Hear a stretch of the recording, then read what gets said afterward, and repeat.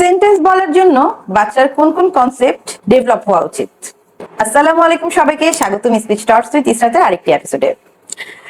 Sentence শেখার আগে বাচ্চার কিছু বেসিক কনসেপ্ট এবং অ্যাডজেক্টিভস, কোয়ালিটিস, ওয়ার্ড জানা দরকার, যেগুলো না জানলে বাচ্চার সেন্টেন্স গঠন করতে পারবে না। অবজেক্টস যেমন বল, জুতা, পানি। বডি পার্টস হাত, পা, চোখ। অ্যাকশনস ওয়ার্ড যেমন খাওয়া, ঘুমানো, দেওয়া, নেওয়া, জাম্প করা। কিছু অ্যাডজেক্টিভস যেমন লাল, বড়, নরম, ছোট। কিছু প্রিপোজিশনস যেমন উপরে, নিচে, ভিতরে।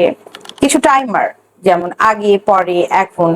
কিছু প্রোনাউন্স যেমন আমি, তুমি, সে। কিছু অ্যাডজেক্টিভস এর উদাহরণ দিচ্ছি, যেমন কালারের মধ্যে লাল, নীল, সবুজ, হলুদ। সাইজের মধ্যে বড়, ছোট, লম্বা, খাটো। কিছু টেক্সচারের মধ্যে নরম, শক্ত। কিছু টেম্পারেচারের মধ্যে যেমন ঠান্ডা, গরম। কিছু টেস্টের মধ্যে যেমন মিষ্টি, টক, ঝাল, নোনতা। কিছু ফিলিংস যেমন খুশি, রাগ, ভয়। কিছু কোয়ান্টিটি এক, দুই, অনেক। এইসব জিনিস বাচ্চার অবশ্যই শিখতে হবে।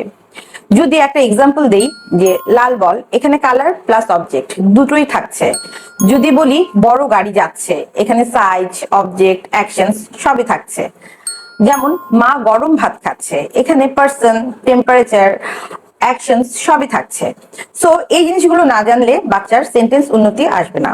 প্যারেন্টসদের জন্য একটা টিপস, প্রতিদিন একটি নতুন করে কনসেপ্ট বা অ্যাডজেক্টিভস বাচ্চার সাথে ইন্ট্রোডিউস করবেন।